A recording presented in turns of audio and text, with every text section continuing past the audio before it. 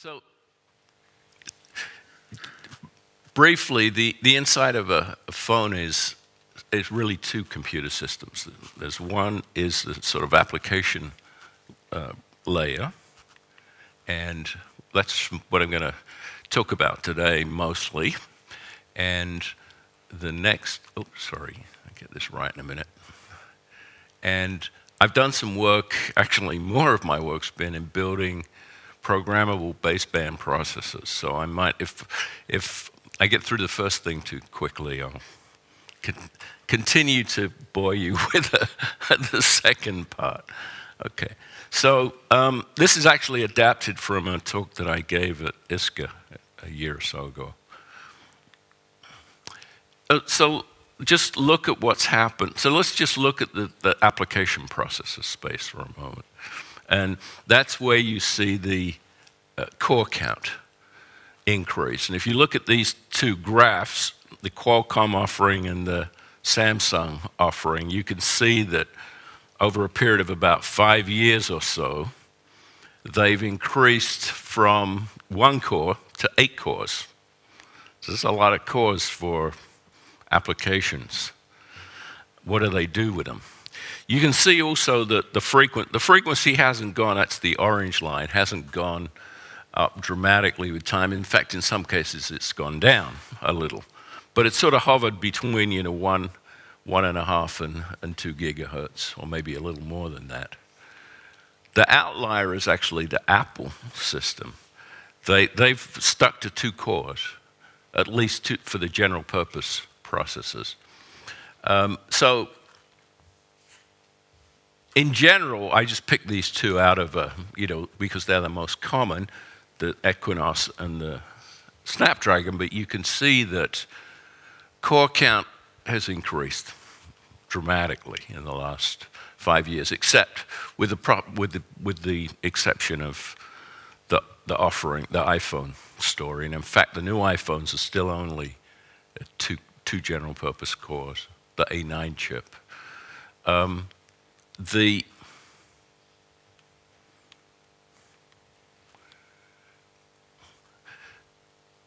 If you run Geekbench, which is a multi-core benchmark of questionable use, but if you run it on, this is on an Odroid board, you can, which is essentially the Equinox. This is sort of an SDK for a Equinox system. You can see that the core count, the performance actually, or the geek mark, or whatever you want to call it. What did I just do? I hit something. Oh, there we go, okay. You can see that it improves with the number of cores. So the case can be made that you want 8 cores. I didn't push it out to 8. The Equinox has got 8 cores, but it's actually 8 big ARM cores, and I'm sorry, 4 big ARM cores and 4 little ones. So I just ran it on the big ones. So it seems like a good idea. So let's go back. This is a brief, just to sort of step backwards and go through cell phones. And this, as Eric pointed out to me, is a US-centric version of the history of cell phones. But in any case, the main thing to take away from this is they started off as analog devices. They were really big, and it was back in the early 70s. And that was about the time that Intel produced the 4004, which was the first microprocessor on a chip, or processor on a chip. And so there's sort of been a parallel development of these two technology paths. Okay, so he's making a call. And I think a big step forward was the 2G advanced, which came, or standard, I should say, which came in 1991, the GSM standard, which really gave at least European handset manufacturers a big leg up. So if you just skipping forward to the next 25 years, there have been a whole bunch of new modulation methods that most of which are, a lot of which are well known in the communication space. But you can see time division, multiplexing, frequency division, and so on. And now we're looking at these orthogonal frequency division multiplexing for, I think the LTE is using that modulation method.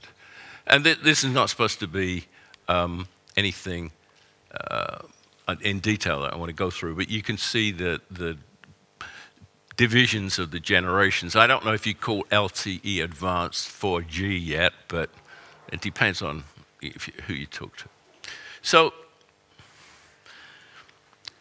the two systems that we talked about, it was originally, there was an ASIC for the communications part of this. And there was a lot of standards and a lot of variations on standards. So there was a question about whether you want to program those or whether you want programmable software-defined radios. And that's still up in the air to some extent, but it's something I've been involved in, and it's also a multicore story. So a little aside there. So back to the cell phone story. At the same time, we had these personal digital assistants developing. And it's, again, sort of, they emerged at the same time as the phone, or a little after them. We had things like this, some of you may remember, the Scion organizer. It had a little QWERTY keyboard. It developed quite a cult following. It started in the 80s. And it was really, it was a computer, basically. And of course, they weren't successful in the end. And they withdrew, I think, in about 2001 from the marketplace. They did lead, the legacy was the Symbian operating system, which was part of, well, it was sort of the dominant operating system for cell phones for a long while. And then it too had a fairly rapid demise. We got things like the Apple Newton, which was a false start, really. It was a little on the big side. It was heroic. It was supposed to be, you know, handwriting recognition, which didn't work very well, unfortunately. Had a stylus on it, and this was back in '87. And it never really caught on. There were a couple of things that did happen, though. It had an ARM core in it, which was interesting from ARM's point of view, because it made people think that ARM processors were low power. And they started to get adopted in other handheld and mobile things, including phones. And that really started that business, I would say. So that was one positive thing that came out of it. This project was actually killed by Steve Jobs. He didn't like the stylus. You remember he wanted to use your finger. I think they're going back to the stylus now, but... And then the Palm Pilot, which was probably one of the most successful PDAs, because they had a reduced gesture kind of handwriting recognition that actually worked. But they all disappeared one way or another. And they really, some of the ideas got incorporated into phones. So the reason I'm going along this line of argument is this is why there are application processors in phones. Before that, they were just, well, the biggest development, of course, is that they went from analog devices, or analog signal processing, to digital signal processing, but it was still mostly an ASIC. So you started to get some of this functionality show up in things like the BlackBerry, Nokia's offerings, Motorola, and so on, Samsung. And they started with very simple things that they'd borrowed from the PDAs. So in a sense, these two things merged, but at the cost of the PDA, because there were a couple, I think, of Palm Pilots that may have had a radio in them, but I don't remember the names. So they suffered from that. This marriage seems to have been taken over by the phone companies, or the phone producers, I should say. And the big step, I think, was taken by Apple when they produced the iPhone, because what they gave you was a thing that you could actually surf the net. They didn't try and do anything. Well, Actually, I'd say Docomo was really the first thing that got this going, but it never really caught on outside of Japan. And then the iPhone was the rest of the world's solution to that, quite a bit later, actually. And what it let you do was literally you could look up, you could use the internet. You had an immediate interface. There was no reduced functionality in that respect. And that was quite an achievement. And then they sort of topped it off with this app store, which was their delivery mechanism for all their applications. So this immediately generated the need for application processes. So it's quite a step. And it's tough to top that, I think, as they're finding out. So they started off as analog radio devices, but they were rapidly becoming computers with radio I/O. So if you look at companies like Qualcomm, they started off, they're a signal processing company originally. I mean, they created CDMA and things like that. But now they spend, most of their workforce is writing software for multi-core application processes. And of course, their management know all about antennas, but not much about software. So there's a big disconnect. It's difficult for them to actually manage the process, in my opinion. Anyway. So the thing that I wanted to sell is that our community, for me, is the computer architecture community. And we haven't paid too much attention to these multi-core machines that are in our pocket. If you look at most of the work that's been done in academia on multi-cores, it's either HPC, high-performance scientific supercomputer things, flagship projects, basically, or else it's been servers and nice symmetrical multi-processor machines, whereas these things tend to be heterogeneous in the sense that they have a few cores that are general purpose, then they have all kinds of little IP blocks that do codecs and what have you, and drive the screen and, of course, GPUs. So it's an interesting programming problem. I would say it's quite a programming problem. But we haven't really rationalized it much in terms of thinking about how to unify the architecture or make it it's not very rational, let's put it that way. These things tend to be put together. The time to market issue is so strong in this space that things get done very quickly, not necessarily very elegantly. So this is our cell phone thing, which I'm sure many of you know, but for those who don't, this is really how it works. It's just a bunch of these little towers with receivers and transmitters on them and connected to your handset. And then there's a backhaul network to land-based computing that deals with handoff and managing the general network. It's interesting to see some of the developments in this. One of the things that we're looking at is if you think about that, the pylon with a little radio head on the top, so that's your base station. So I think these things support, 100 or so users. In order to make cell phone technology more pervasive, we're going to have to shrink the size of the cell. So we're going to put more of these things around.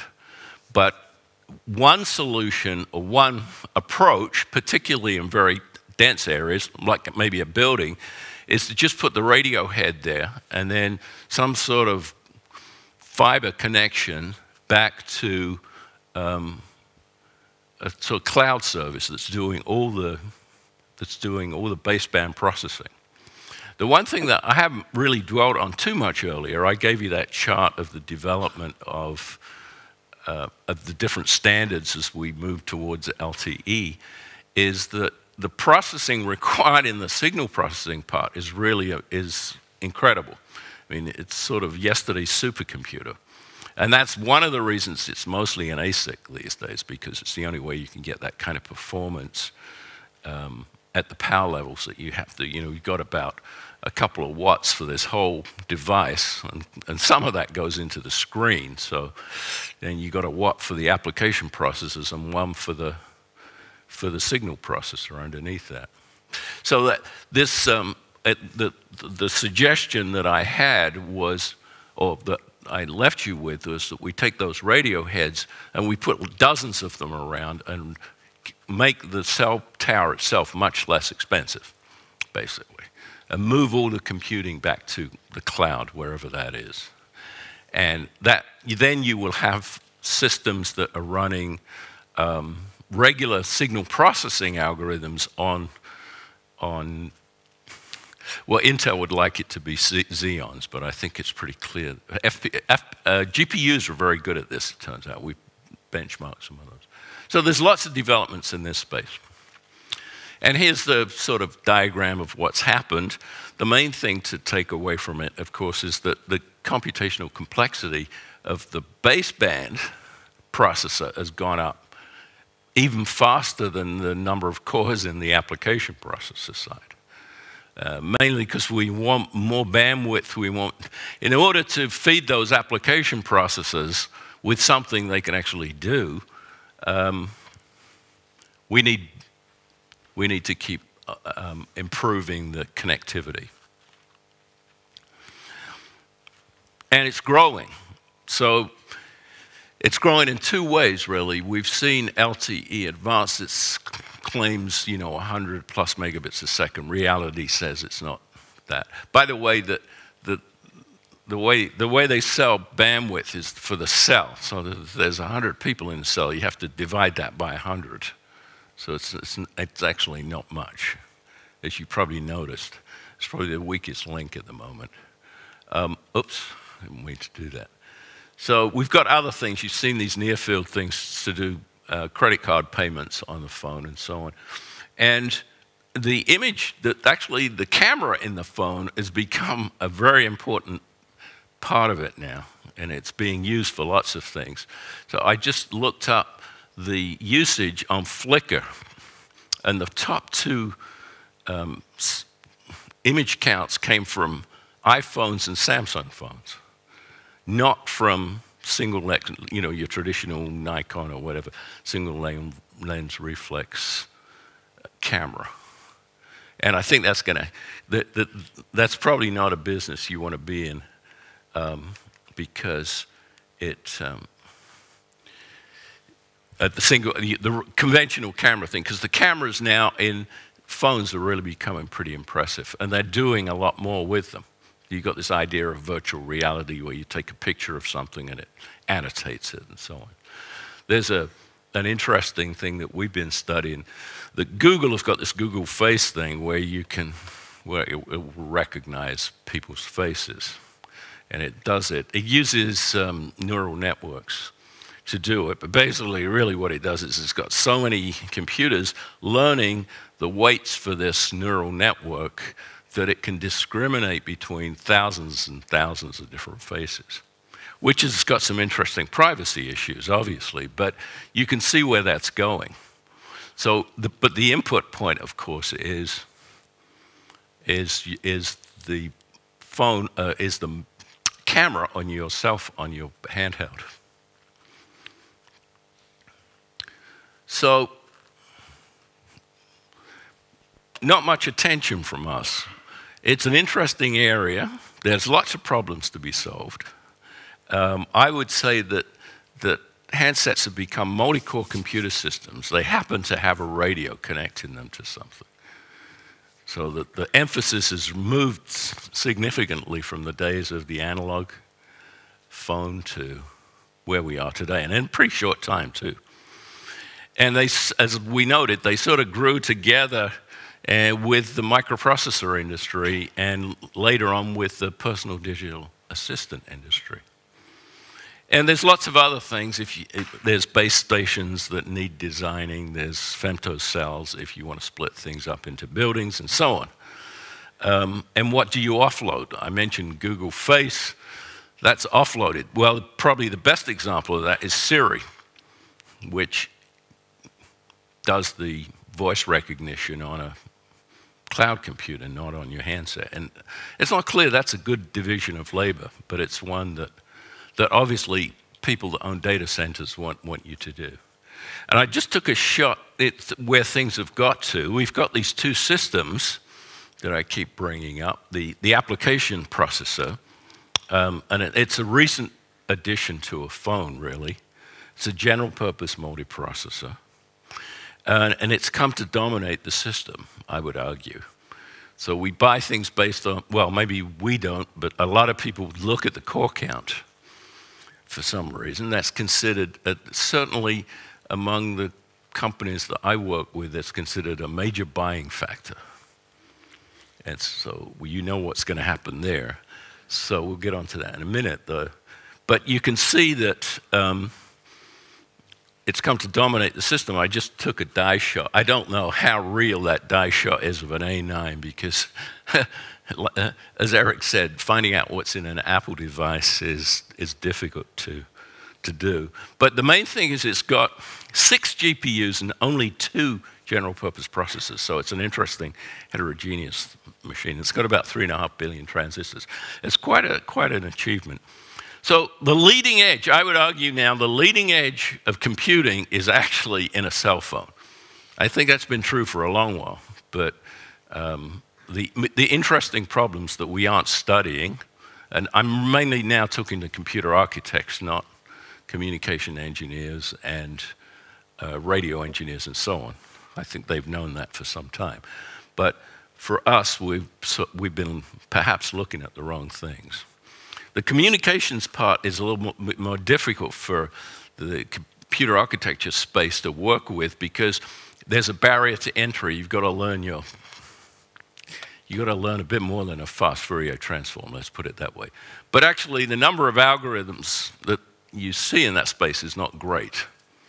It maybe 50 or 100 or variants on that. So if you want to take the time and learn them, you can then start to think about how you'd put them on multicore machines. So back to this diagram with the geek benchmark. And we saw that we could support core counts. There seemed to be some justification. 4 gives us, what was that, 3 and a bit? So maybe it makes sense to go all the way up to 8. Well, we developed some benchmarks, one of which was called bbench, browser bench, and we started to benchmark it on these multi-core application processors. And it doesn't look quite so good. We're blue, they're red. So if you have an artificial benchmark, which is sort of designed, I think, in my opinion, to sell multi-cores, you can see that you don't really get much after a couple of cores. Interesting that Apple never got into the BS of selling 8 cores to people that you don't really need. In fact, I've been doing this for a number of years. If you go back for 15 years now, you'll see on multi-core machines, there's basically no use of the multiple cores. Now, before people jump up and down, the white, or the sort of pale blue is the way things work. This is not obviously on a multi-core in a cell phone. These were desktops at the time, but you can see back in 2000, the light blue and the benchmark classes, they're a little bit different than the ones that, things like bbench, but there was almost no parallelism on multi-core systems. And then in 2010, there was a little bit more for some applications.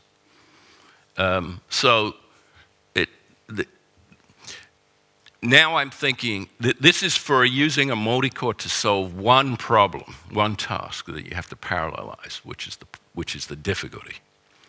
Because parallelizing code or algorithms is very difficult. And I think, as Eric mentioned in his introduction, we haven't seen as much movement in the multi-core space as we expected. The truth is it's relatively easy to build the hardware, but it's very difficult to program. okay, there's 3 guys out there for whom it's not difficult, but if you are employing 1,000 programmers to develop apps and things like that, the chances that they can actually program in parallel code is like 0 or thereabouts. So, in my opinion, you've got to have, it's got to be automated somehow or another, because people are struggling to write sequential code that you can debug, that works. So what's going to happen when we try to write code for, 100 cores? Now, out of this, I will take application-specific things, obviously graphics, and a lot of digital signal processing. But in those spaces, there's not a wide range of algorithms, I would say. There's hundreds, not, in application space, there's an unlimited number. So we can work on those things, parallelize them. GPUs can be tailored, or the software can be tailored to them, just like it was tailored or is tailored for DSPs and things like that. But that requires a lot of software specialization. And if you go to the HPC space, where you've got these large scientific calculations, yes, that's highly parallel, spend a lot of effort programming them. But in the sort of desktop and handheld application space, there's not been much movement for nearly 15, 20 years almost. So let's go back to the core count story. We started to do all these experiments that I showed you, or briefly, the B-bench ones were done on an Equinox with 8 cores. And it's actually, the one we had was a very early version. It had 4 big ARM cores, then big ARM cores. These are still 32-bit ARM cores, and 4 little ones in big little configurations. You couldn't run any combination of anything. You either have to run the big cores or the little cores as a group. That's changed, but I haven't rerun the experiment, so that's a caveat there. But you can see that MediaTek was offering 8 cores, 8 sort of less robust cores. They were A53s. Snapdragon had 6 cores, and then we've seen the plot earlier on this. So they've come a long way. We're now from, as I mentioned several times, we've gone from an analog world to a digital world in the signal processing space. Then we've added functionality of personal digital assistant kind of things, and then it's become much more than that. We can now look at streaming video and so forth. The function of the camera has become much more important. The function of GPUs in these things has become much more important. But I would claim that this core count thing is sort of what happened, for those of you who are old enough to remember, when transistor radios came out. They used to sell them by the number of transistors that were in them. It's kind of like what they're doing with the core counts, I would claim. So you can see these 2 models here. This one only had 6, and this one, which was better, had 8.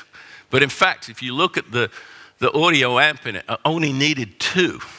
And most of them were just connected as emitter followers, if that means anything to anybody, but basically nothing. But they were in there, and you felt better if you had 8 transistors in your radio.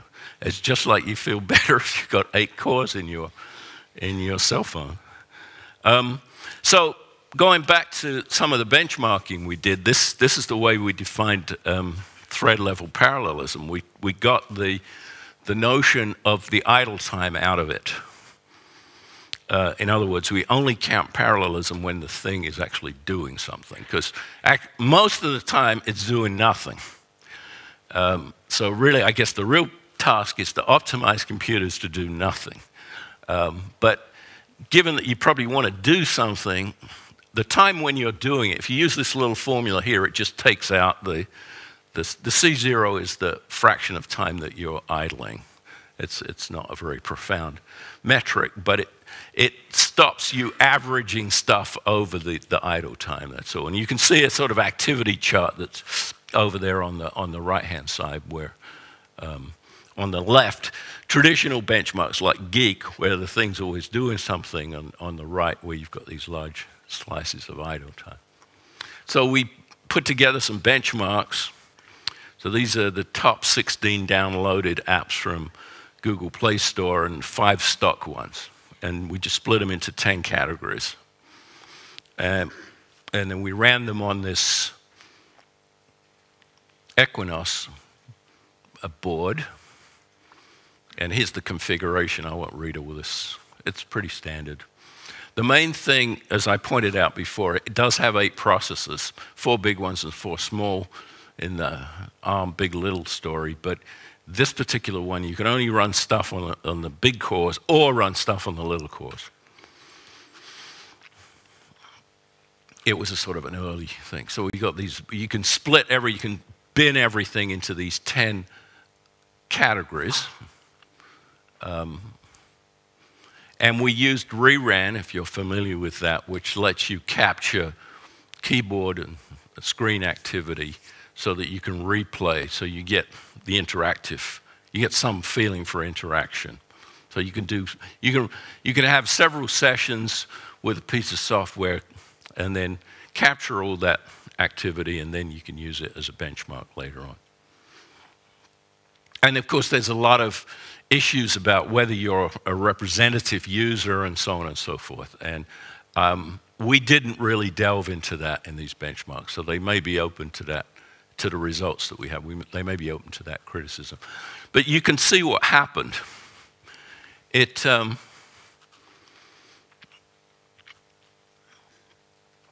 are split into the 10 categories down on the bottom there. You can see the TLP, the number of threads that are active. And this is an ISPAS paper talking about ISPAS, actually. If you go on, there were thousands of threads ready to run. It wasn't like there wasn't enough work to do. But because of dependencies, all you ended up with was this minuscule amount of parallelism. In fact, the average there on the right is about 1.5. So why have 8 cores? It's interesting that Apple only has 2 cores in there on that chip. I think this has been known for a long time. We just found it out late. So there's not much parallelism. So there's a challenge.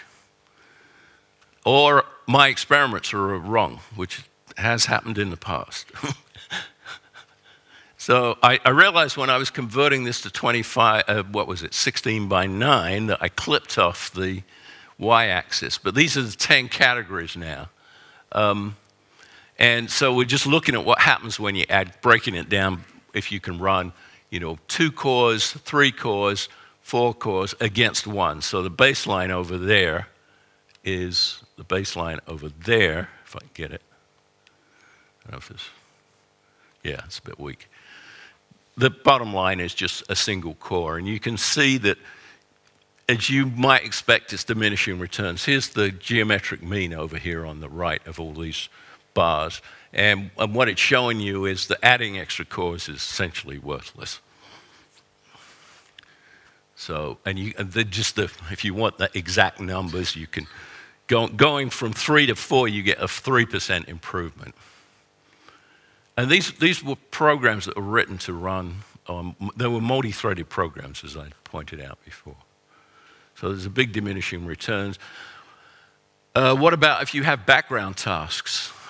So we had backgrounds like Spotify, email, Hangout, so on, just running or ready to run in background while you were doing something like Maps or Adobe or something. And you can see you get a little bit, but look at how small that chart is on the left-hand side. It's going from 1 to 2.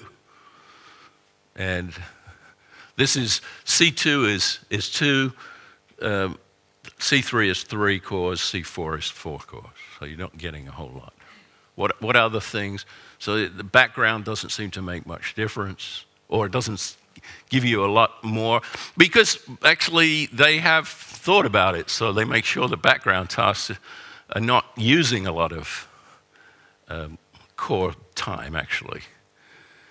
So you could argue there's less computation involved in these mobile devices than on a desktop, the smaller screens and so on. That's not true anymore, I don't think. That's becoming less and less true as we're getting much higher definition screens, as I mentioned before, the cameras and so on. There's a lot more stuff to do, and other kinds of input. There's haptic input in the new iPhone. There's other sensory input coming along. I'll say a little bit about that in the end. So just to summarize the sad story, here's your core usage on a different set of apps here, with the average up at the top there. So the average says, first of all, it's not being used much, but that's fine because really what you want is response, don't you? You want the thing to cut in when you're starting to run it. But most of the time it's one core. It's the brown bar up there. And then a little bit of 2 cores, and there's almost no sign of 4 cores. Its averages can be misleading, so what we did is look at things on a much finer granularity. The bottom axis, or the x-axis, is in seconds, and you can see when an event that starts something up, like you open a browser or something starts, you actually kick in more processes. So in the 4-core case, you can see the blue plot. You can see it kicking up to 2.5 active threads on average.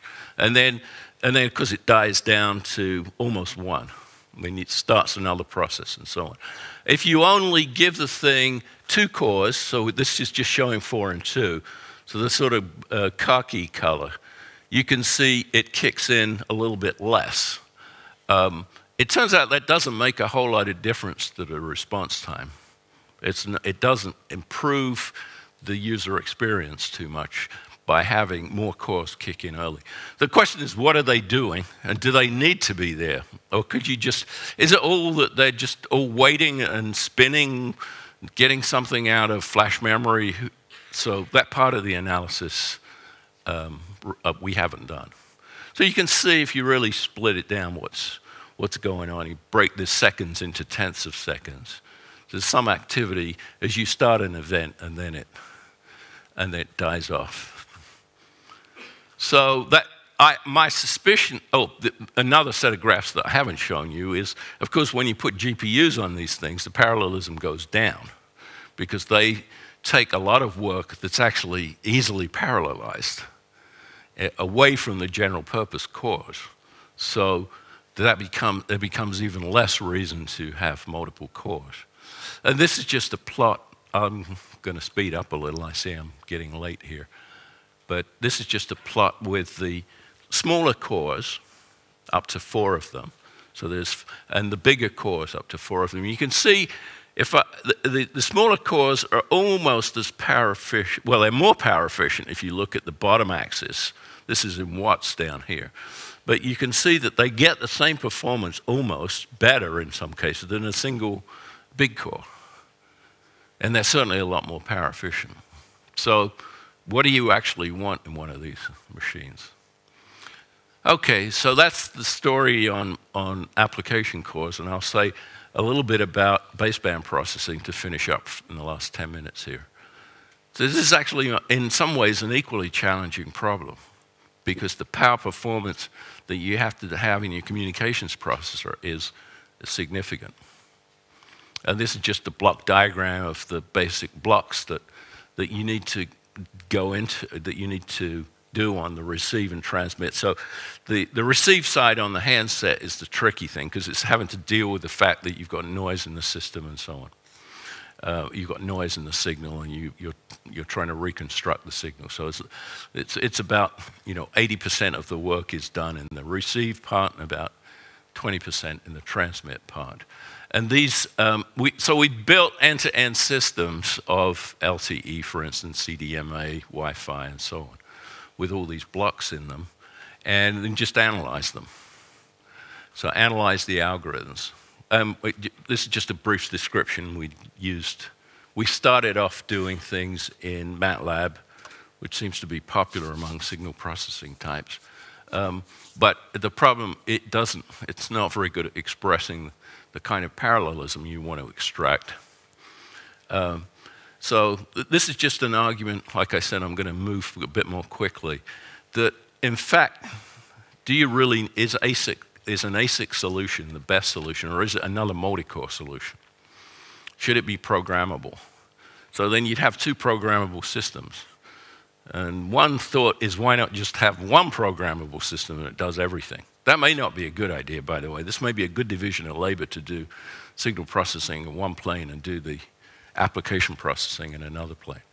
But if you've got different usage scenarios where you've got different wirelesses going on, so you might have a Bluetooth to connect your phone or your laptop to your phone, and then your phone is running Bluetooth and maybe LTE.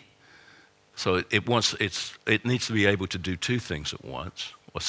But it often doesn't need to do all of the radios at the same time. In fact, it doesn't make sense in many cases. So why have ASICs for every one of these?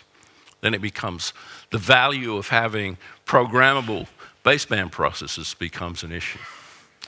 So I'll skip over this. This is just the performance. The point here is that the performance that you need per watt, or power performance if you like, for these various standards, 3G and going up to 4G, is quite, it's sort of like you've got a supercomputer in your pocket, basically.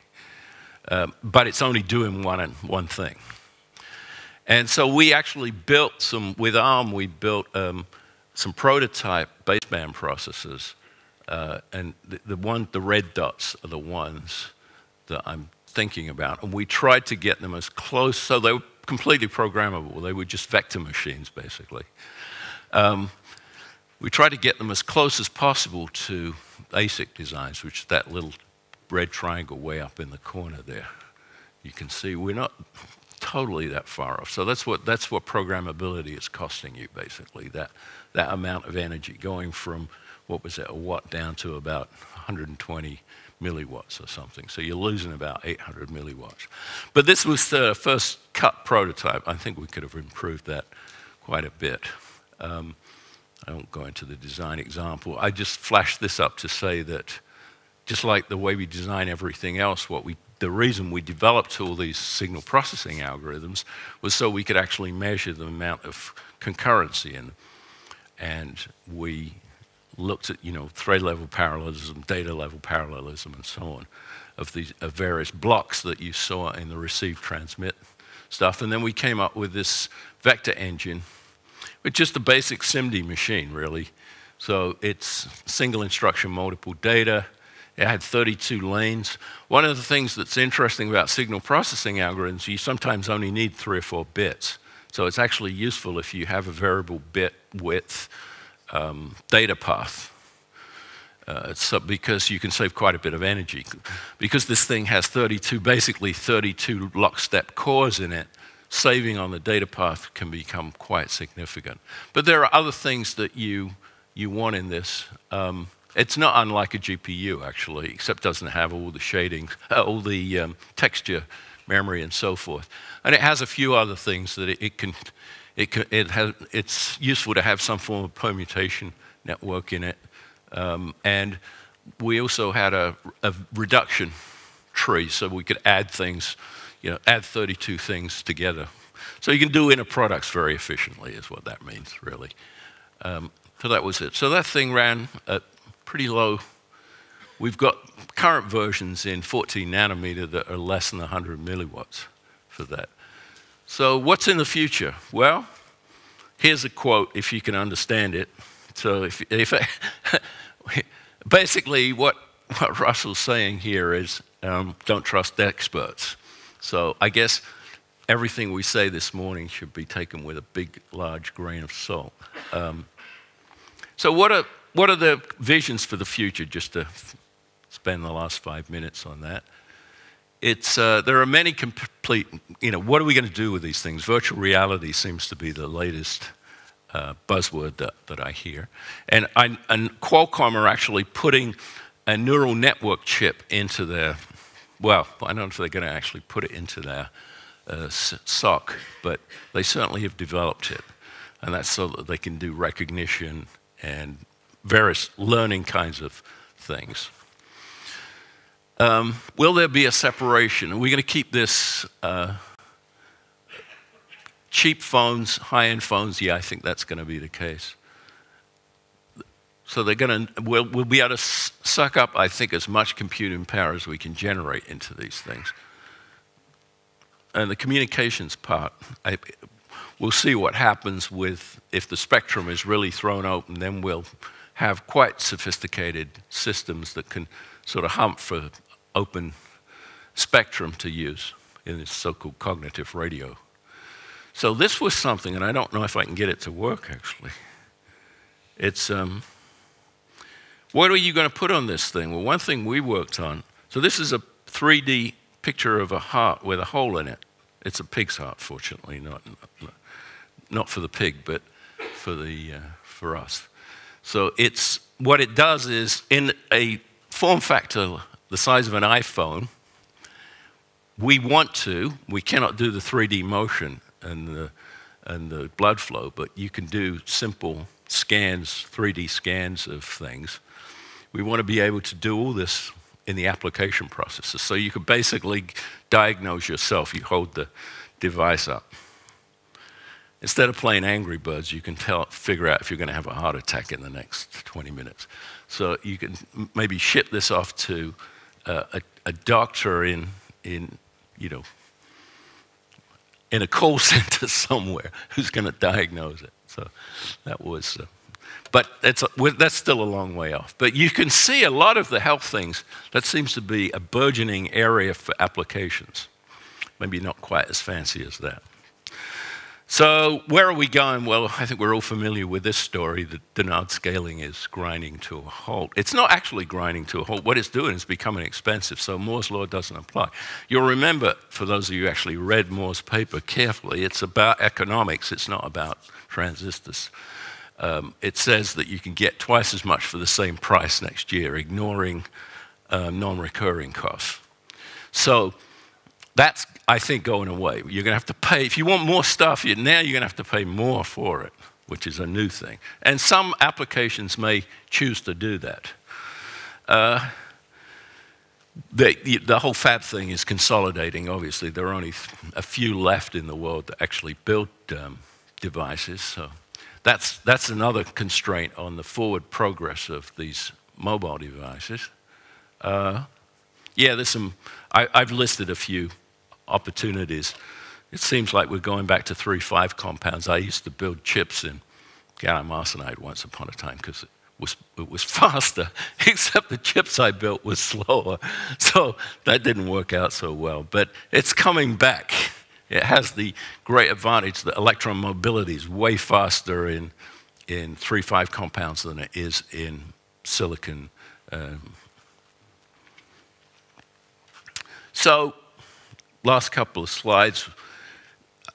With a lot of these things, the computation involved may be more than we can do on the application processes. So we want to put it maybe on the cloud. How's that going to work? So we've also been looking at partitioning algorithms this way. What do you put where? There's a latency issue. Obviously, you can't wait forever for something that you want some sort of quality of response. And you've got to send the stuff, and you've got to send it securely. So you may want to encrypt it. You may want to compress it on the transmission. So I think there's quite a few interesting possibilities. Well, Siri's the one thing that we can hold up right now, but other things like Google Face and so forth, other applications as they come along, perhaps our 3D real-time heart motion or blood flow, if you like, would be something that needs to be shipped back here. So concluding comments. I think that one of the things that is unattractive about the cell phone application space is that if you look at those socks, they're like Frankenchips. They've got a little bit of everything in there. They don't have a nice, clean design that those in the computer architecture space like. And that's because they've got very short cycles for design, 9 to 15 months. I mean, it's becoming amazing. Some of the design shops in China can turn an ARM chip in about 3 weeks. That's moving quickly. So you can see where we're going to, people don't want to experiment too much. They don't want to think about doing things differently. They just want to do them in the next technology node. So if you look at these key players in the field at the moment, they've got pretty fast development cycles. The other thing that's interesting about these, none of them were around, well, that's not true of Qualcomm, but most of them weren't around when cell phones started out. And they've sort of come to dominate the space now.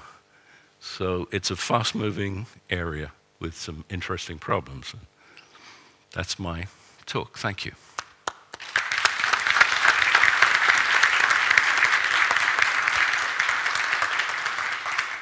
So questions for all the speakers, please use the microphone. So we have Andreas and Herman, they will run around. So wave your hand for a question. So while we move the microphone over there, let me ask you a question.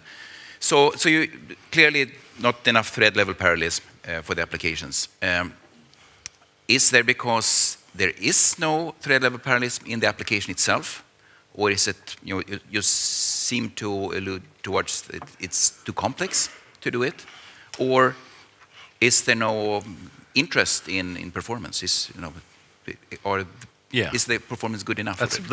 There's about 6 questions there, but I don't know if they're inherently sequential. Some algorithms are inherently sequential. I mean, if you talk to your neighboring theorist in the computer science department, he'll show you that that's the case. So you can't parallelize everything, but a lot of things you can, and we haven't. And I think that's probably because, to go to another point that you alluded to, we can't write the code efficiently or quickly enough for a 6-month or 12-month turnaround. So think of a little company that's building an app. They built this app. It's certified. It works on an iPhone. They can put it in the iTunes thing. Should they parallelize it? Oh, no. It'll take them another 6 months. Unless the performance is so bad, they have to do something drastic. So there's all kinds of barriers to entry. And maybe the biggest one is we just don't understand how to write parallel programs very well. And that's been true for 30 years. Yeah.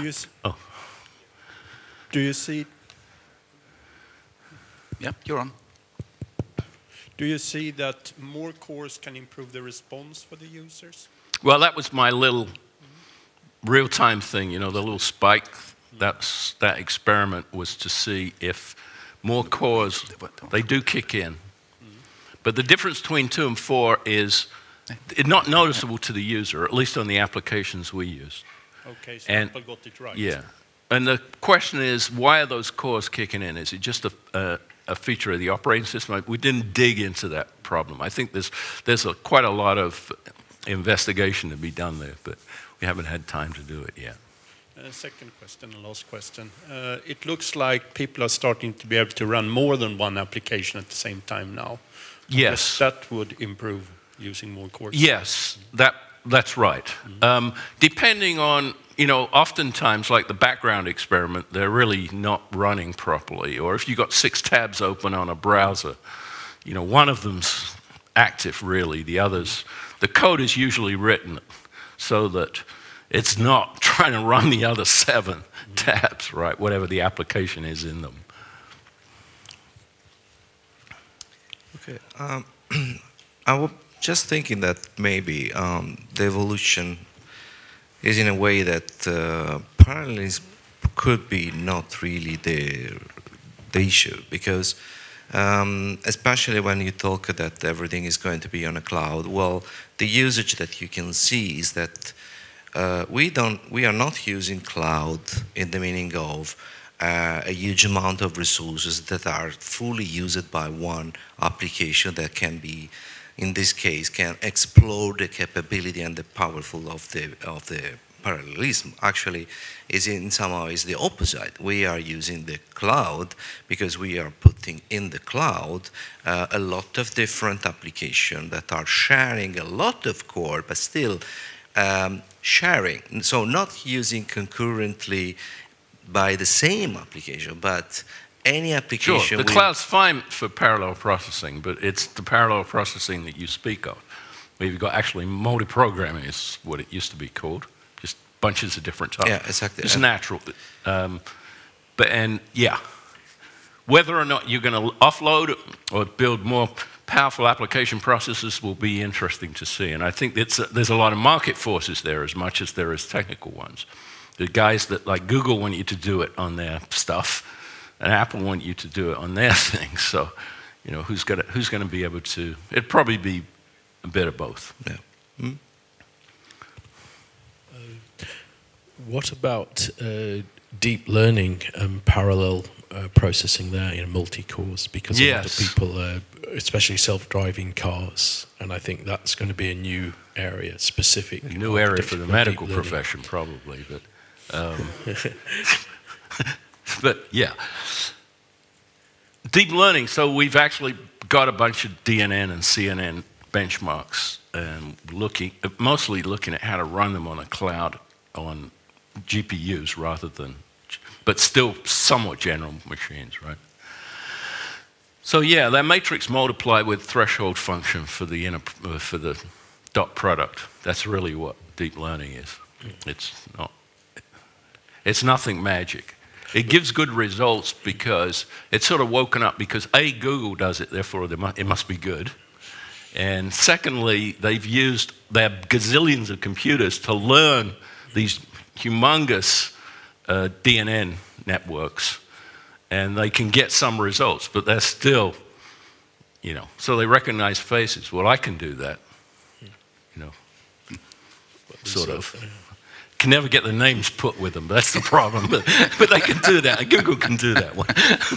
But do you see this as being something that's going to happen in mobile Qualcomm thinks so because they're building a core for it. Yeah. Or I'm not sure whether it's actually in a product but they've been doing it for some time. There are others too, yeah. So that would be more like your graphics engine, but you'll see an engine. Maybe they'll put it on a modified GPU or something like that. So as far as the general purpose machine's it's actually going to take work away from it that's parallelizable, right? Yeah. Well, if you have more questions for Trevor, and if you can't recognize faces, there's going to be a coffee breakout now, and at some of the tables they're going to the speakers' names. Right? So Trevor Mudge, that's the name you should go and then have more questions for him.